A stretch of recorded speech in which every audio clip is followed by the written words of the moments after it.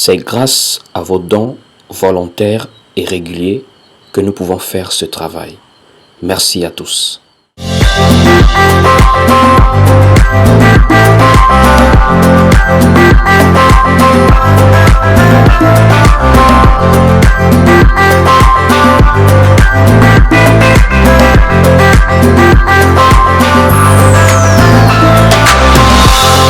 Bien le bonjour à vous. J'espère que vous allez bien en ce jour. Je voudrais par le biais de cette vidéo vous exhorter sur la communion fraternelle. La communion fraternelle. Vous savez, lorsque nous parlons d'individus sur la terre, lorsque nous parlons d'êtres humains précisément, c'est pas facile de parler de l'être humain sans parler de famille. Parce que toute personne est issue d'une famille depuis l'époque d'Adam et de Ève. Après Adam et Ève, tout le reste des êtres humains sont nés dans le cadre d'une famille, entre un homme et une femme. Bien qu'aujourd'hui la société moderne nous impose des types de familles véritablement différents de ceux que nous connaissons dans la Bible. Mais nous savons tous que le premier maillon de socialisation de tout être humain, c'est la famille. La première famille, Adam et Ève, ont donné accès, ont donné la possibilité au reste de l'humanité de connaître ce qu'on appelle la famille. Et quand nous parlons de famille, nous parlons de fraternité également. C'est dans le cadre d'une famille qu'on sait évoluer dans la fraternité. En général, pour la majorité des personnes, nous avons des frères et des sœurs. Nous avons des cousins et des cousines. Nous avons des parents proches et éloignés. Et même nous avons souvent grandi en communauté où on nous apprend des valeurs familiales, des valeurs fraternelles.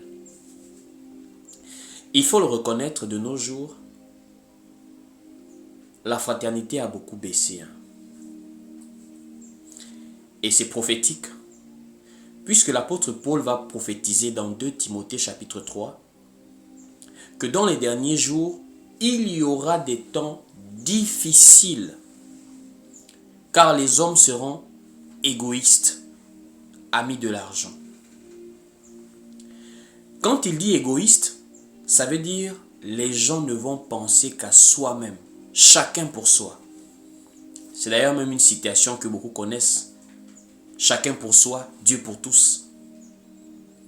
Ça a créé un sentiment d'individualisme, de compétition, où les gens marchent maintenant en solitaire de nos jours, pour pouvoir se prouver à soi-même et aux autres que nous sommes spéciaux.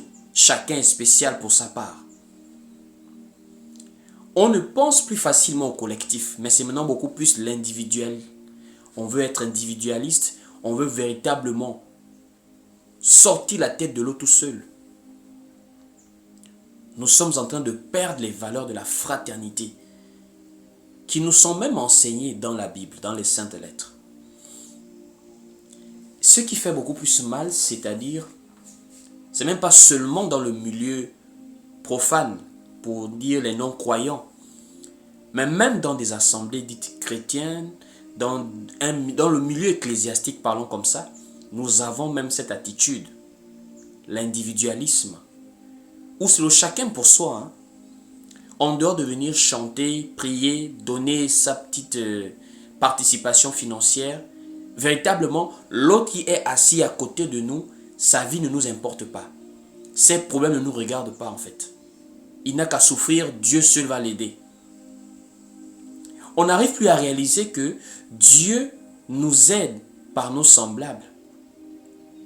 Même pour venir mourir à la croix, Dieu s'est manifesté en chair pour ressembler à l'homme, pour être un frère pour l'homme. Donc ça veut dire, même dans le mystère du salut, la fraternité a été essentielle pour le salut. Puisque le livre de Lévitique, chapitre 25, au verset 25, nous dit « Si quelqu'un perd un bien, celui qui a le droit de rachat, son proche parent.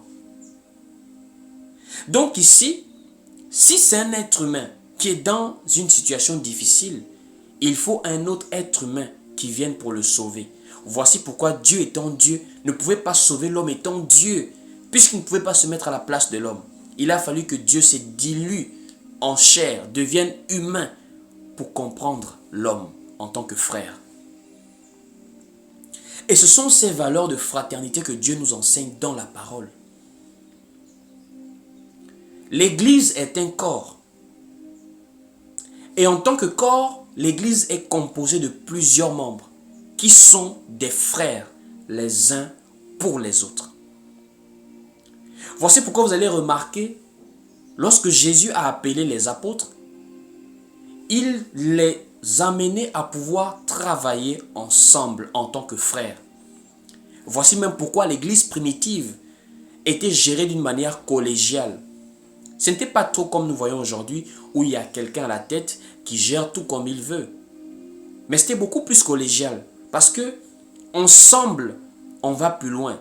Ensemble, on se fortifie. On veille les uns sur les autres, sans d'abord chercher à regarder les titres.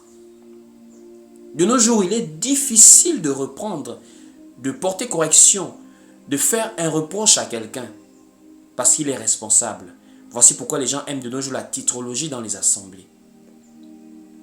Mais l'esprit de l'Église est un esprit d'amour qui nous amène à veiller les uns sur les autres. Pas à se surveiller comme la police, non. À veiller sur la bonne santé spirituelle et même physique des uns et des autres. Comment est-ce qu'ils vont? Spirituellement, quelle est leur vie de foi? Quelles sont leurs difficultés? Et même charnellement, comment est-ce qu'ils se portent? Cet esprit-là, ces recommandations qui ont été données par le Seigneur Jésus-Christ. C'est en cela que nous voyons comment l'Église primitive évoluait dans la force, dans la puissance du Saint-Esprit, parce qu'ils avaient d'abord l'amour les uns pour les autres. Ils avaient d'abord le lien de la fraternité. Voici pourquoi, par exemple, dans Actes chapitre 2, au verset 42, après qu'il y ait eu 3000 personnes qui se sont converties et qui sont arrivées à l'Église, qui ont été comptées parmi les membres de l'Église, la parole nous dit qu'ils persévéraient dans l'enseignement des apôtres, dans la communion fraternelle, la fraction du pain et les prières. Pourquoi communion fraternelle? C'est parce que l'Église est un corps fraternel. Nous sommes plusieurs membres. Et nous marchons dans l'unité, ayant un même esprit et les mêmes sentiments les uns pour les autres. Et nous allons lire ces passages qui nous montrent l'esprit fraternel qui régnait dans l'Église primitive. Ces recommandations que Dieu nous donne, que nous devons avoir comme vie aujourd'hui. Allons-y lire. Le livre de Actes chapitre 2 au verset 42, il est écrit ici. Ils persévéraient dans l'enseignement des apôtres, dans la communion fraternelle, dans la fraction du pain et dans les prières. La communion fraternelle les amenait à ne plus voir leur vie, mais à voir la vie du groupe. Voici pourquoi la parole nous révèle même que personne ne disait que ses biens lui appartenaient propres, mais il y avait trop la pensée de la communauté, ce qui a mené à ce qu'il n'y avait même pas d'indigents à l'église primitive. Tellement c'était difficile de voir les autres souffrir et de se réjouir de son bonheur personnel. Au verset 43, on dit « La crainte s'emparait de chacun et il se faisait beaucoup de prodiges et de miracles parmi les apôtres. Tous ceux qui croyaient étaient dans le même lieu et ils avaient tout en commun. » Ils avaient tout en commun. Or, Paul nous dit que dans les derniers jours, les gens seront égoïstes. Mais ici, la parole nous dit qu'à l'église primitive, la première église, le premier siècle, les frères et sœurs marchaient dans l'unité et même leurs biens étaient au service de la communauté. Allons-y prendre par exemple le livre de Actes là, chapitre 4 au verset 32. Écoutons ce que la parole dit ici. La multitude de ceux qui avaient cru n'était qu'un cœur et qu'une âme. Nul ne disait que ses biens lui appartinssent en propre, mais tout était commun entre eux. Tout était commun entre eux. Et même après la communauté, dans le sens de s'aider mutuellement dans les biens matériels, il y avait aussi les sentiments. La parole nous enseigne qu'ils étaient appelés à être unis dans la foi, à avoir des sentiments de fraternité les uns envers les autres. C'est l'apôtre Paul qui enseigne cela dans le livre de Éphésiens, où il appelle à l'unité, en rappelant que nous avons pour Père Dieu dans le ciel. Et nous devons donc nous voir sur la terre comme des frères et sœurs. Nous devons veiller les uns sur les autres, marcher dans un sentiment d'amour qui fait régner la paix au milieu de nous en fait. Allons-y lire Éphésiens pour voir cet enseignement que l'apôtre Paul donne. Éphésiens. Nous sommes dans Éphésiens, chapitre 4, dès le verset 1er. Éphésiens 4, verset 1er, il est écrit ici. Je vous exhorte donc, moi le prisonnier dans le Seigneur, à marcher d'une manière digne de la vocation qui vous a été adressée. En toute humilité et douceur, avec patience, vous supportant les uns les autres avec charité. Vous efforçant de conserver l'unité de l'esprit par le lien de la paix. Il y a un seul corps et un seul esprit. Comme vous aussi, vous avez été appelés à une seule espérance par votre vocation. Il y a un seul Seigneur, une seule foi, un seul baptême, un seul Dieu et Père de tous, qui est au-dessus de tous et parmi tous et en tous. Mais à chacun de nous, la grâce a été donnée selon la mesure du don de Christ. Nous sommes appelés ici à réaliser l'amour qu'il faut avoir entre frères et sœurs. Quelqu'un va se poser la question, j'aime mes frères, j'aime mes sœurs. Parce que nous communions ensemble, on se dit bonjour. Non, frère. Vous savez, ce minimum de salutation que nous avons aujourd'hui ne reflète pas véritablement la famille que nous devons être dans l'Église. Et cela est même le résultat de la manière dont nous vivons dans nos familles, même charnelles de nos jours. Le modèle familial biblique ou encore le modèle familial que nous avons connu, même dans nos communautés, par exemple en Afrique ici, il y a quelques années, il y a quelques siècles passés, a été complètement détruit par le brassage de culture. Nous avons maintenant eu des notions telles que la famille restreinte, le père, la mère et les enfants. D'où des appellations telles que cousin et cousine. Ça veut dire on essaie de faire une différence entre l'enfant de la sœur, de la tante, l'enfant de l'oncle, et notre propre frère du même ventre. Alors qu'avant, on ne connaissait pas ces choses. L'enfant de ta tante, c'est ton frère, c'est ta sœur. On ne pouvait pas faire des mois sans se fréquenter. On ne pouvait pas entendre qu'un parent est malade, un frère est malade sans l'assister. Ou ceux qui se marient sans participer. De nos jours, on a tellement réduit la famille, réduit la fraternité au strict minimum du même ventre que ça a détruit des familles tout entières. On se limite maintenant qu'au simple bonjour ou à la simple surveillance sur les réseaux sociaux. On se regarde les statuts WhatsApp, on se regarde les publications Facebook sans se dire bonjour avec des frères de sang. Et c'est la même attitude maintenant que nous voyons dans le monde chrétien. On dit que quelqu'un est notre frère juste parce que nous sommes dans la même communauté. Ça veut dire juste parce que nous nous rassemblons ensemble pour prier Jésus. Pas parce qu'on se visite. Pas parce qu'on s'appelle. Pas parce qu'on se crie. Pas parce que nous avons des temps de communion fraternelle. Des temps de fraction de pain.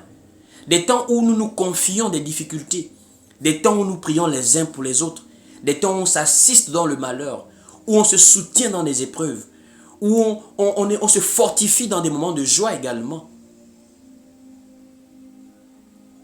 Alors que la parole nous dit d'être des frères les uns pour les autres. La première manière de présenter, de montrer la fraternité à quelqu'un, vous savez, c'est d'abord être vrai avec la personne. D'où rentre la destruction de la fraternité dans l'Église.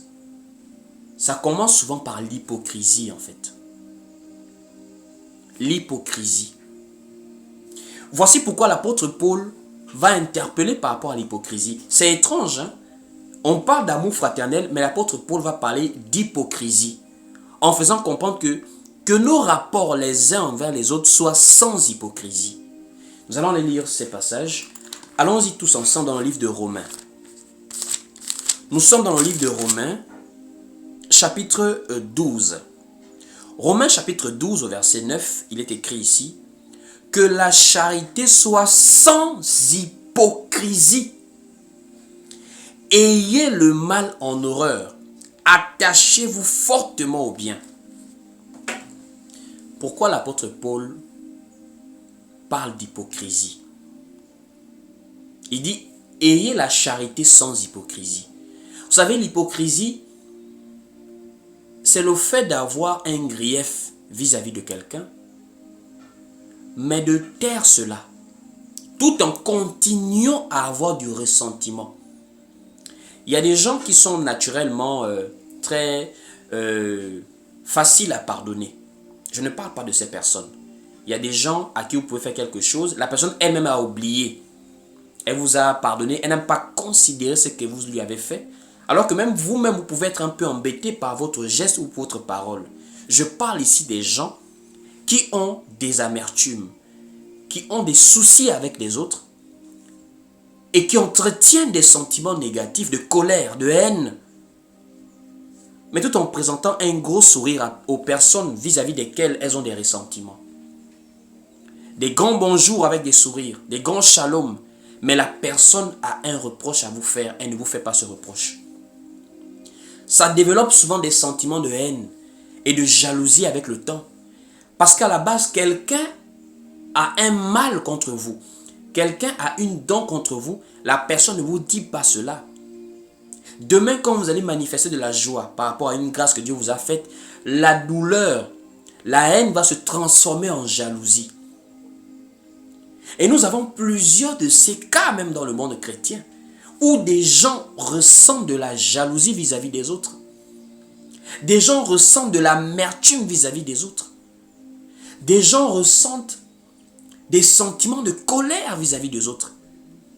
Mais quand ces personnes ont l'opportunité d'être en face des autres, vers qui ces personnes ressentent ces sentiments négatifs, elles ferment les bouches. Et c'est ce qui détruit la communion fraternelle dans le monde chrétien. Voici pourquoi la parole nous dit, nous recommande que si tu te souviens que tu as un contentieux avec quelqu'un, va voir ton frère et arrange ça avec la personne.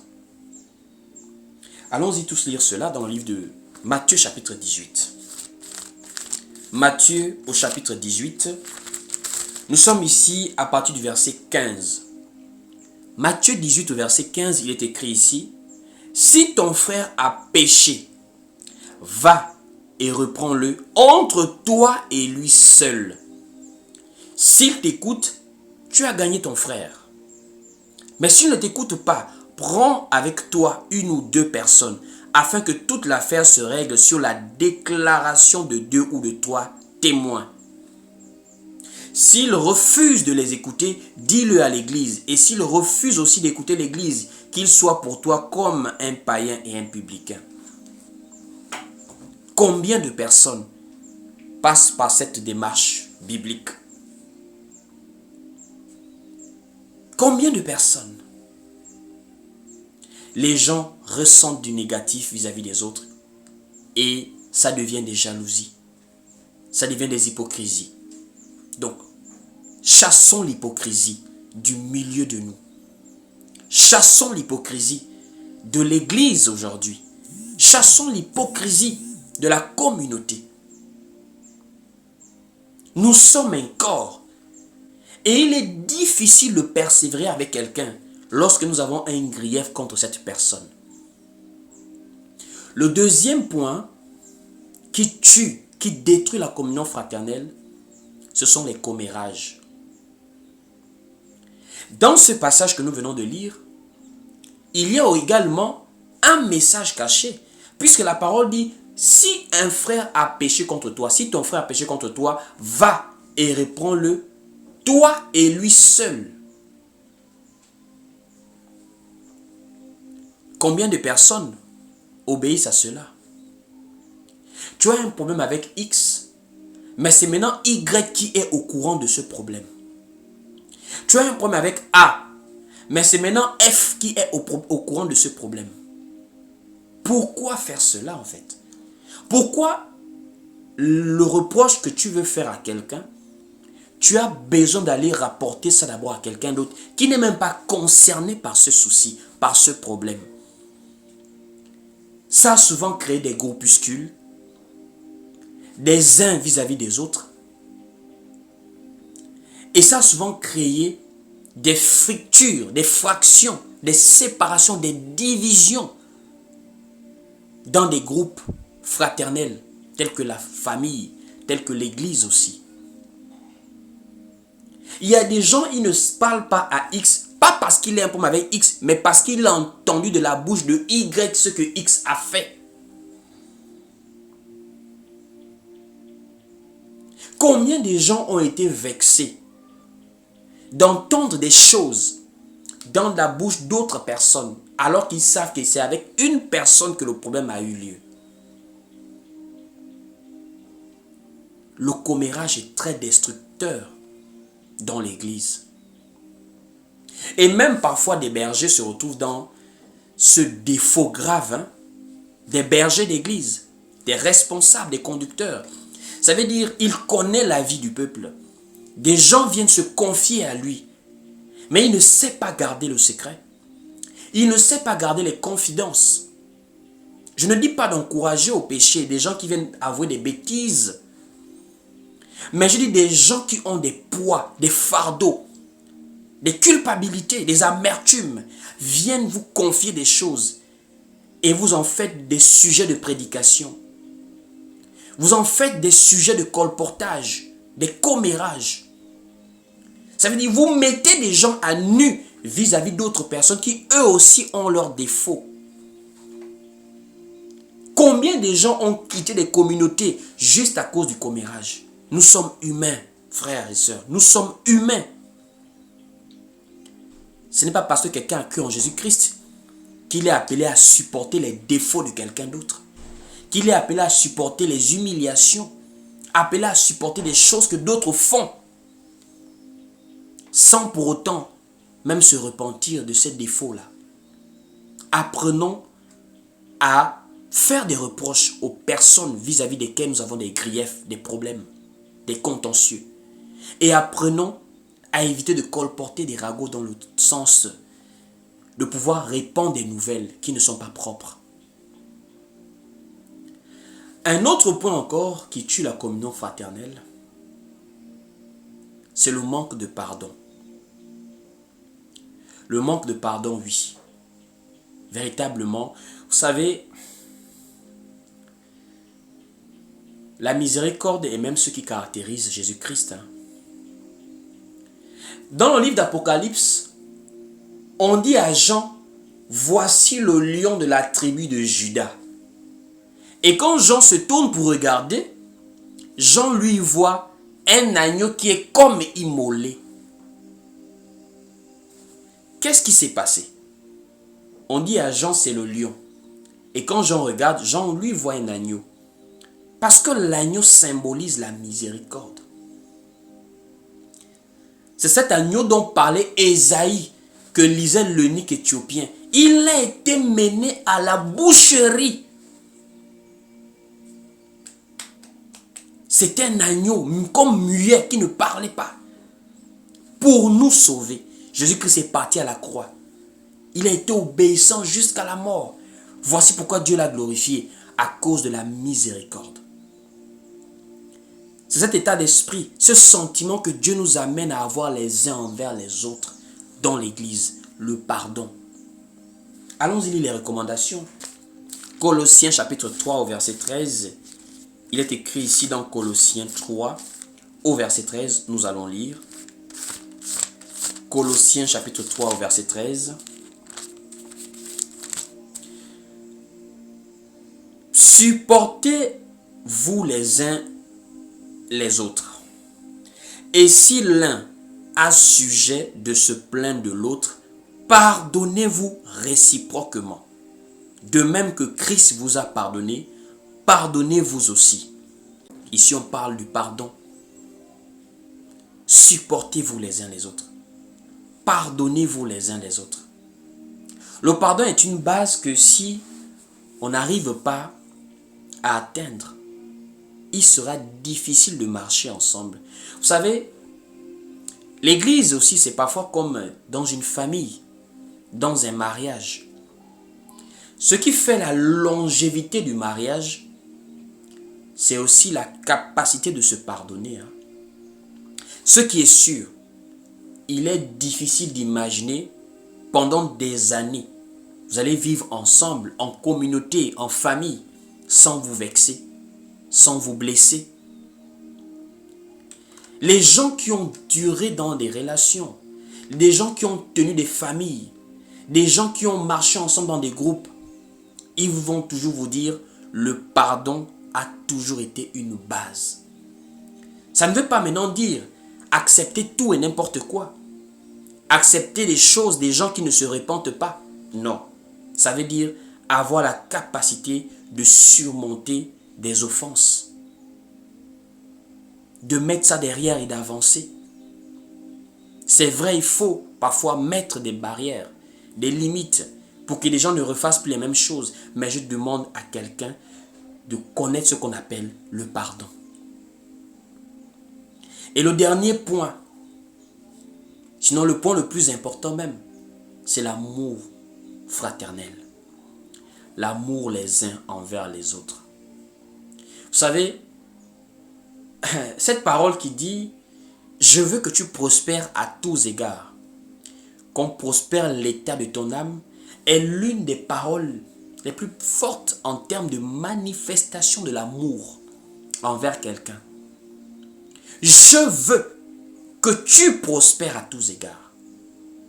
Ça veut dire on a dépassé le stade de moi, de mon profit, de mon intérêt. Là maintenant, je veux l'intérêt des autres aussi.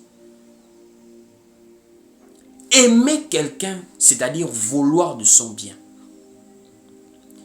Combien de fois nous avons manifesté dans le milieu chrétien cet égoïsme-là? On ne sait pas se réjouir avec les autres.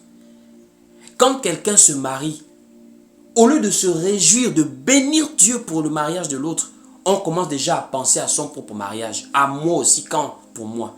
Donc en un mot, on rentre implicitement dans les compétitions, alors que Dieu nous demande de nous aimer les uns les autres. Ça veut dire, quand quelqu'un a un bonheur, apprendre à se réjouir du bonheur de l'autre. Sans pour autant se plaindre de son malheur, se dire merci Seigneur pour le bien de l'autre. Parce que c'est quelqu'un qui sait soutenir l'autre dans son bonheur. C'est quelqu'un que Dieu bénit aussi. Que le Seigneur véritablement nous aide tous, en tant qu'Église, mais aussi en tant qu'humains, à connaître l'importance de la communion fraternelle. Pour terminer, regardez ce qui s'est passé dans le livre de Genèse, la construction de la tour de Babel. Nous sommes dans le livre de Genèse, chapitre 11 par là. Ils avaient un même sentiment et un même langage. Ce désir de vouloir construire une tour.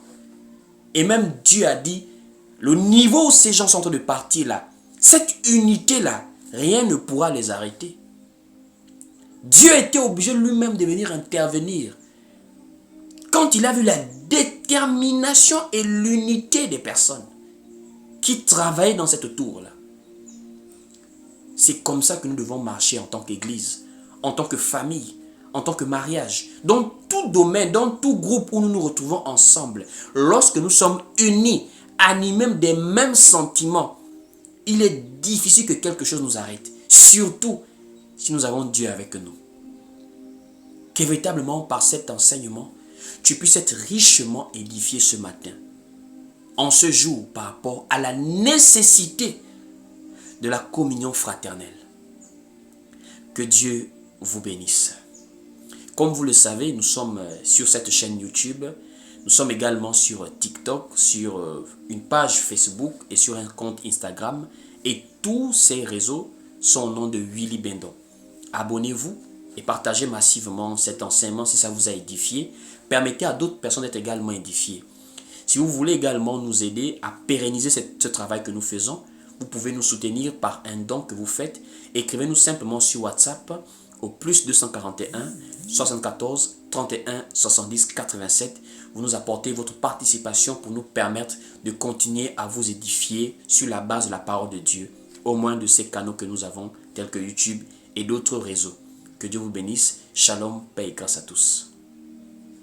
Pour plus d'édification, suivez-nous sur Facebook, YouTube, TikTok et Instagram. Que Dieu vous bénisse.